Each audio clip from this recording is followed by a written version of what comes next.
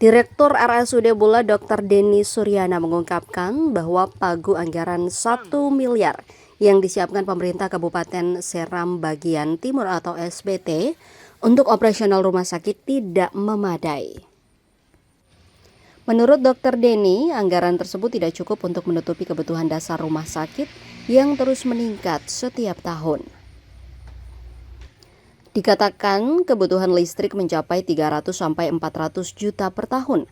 Dengan begitu, RSUD Bula tidak memiliki ruang fiskal untuk pembiayaan lain, termasuk pengadaan obat, pemeliharaan alat, maupun pemenuhan standar pelayanan. Selain persoalan anggaran, Dr. Denny juga menyoroti ketidakpastian regulasi terkait program pelayanan kesehatan gratis bagi masyarakat SPT.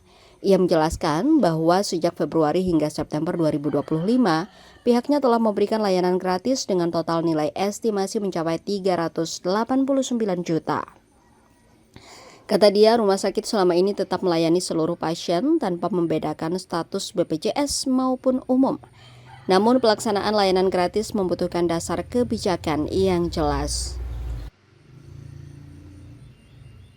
Karena itu, ia meminta pemerintah daerah menetapkan program layanan gratis sebagai prioritas yang memiliki kepastian anggaran.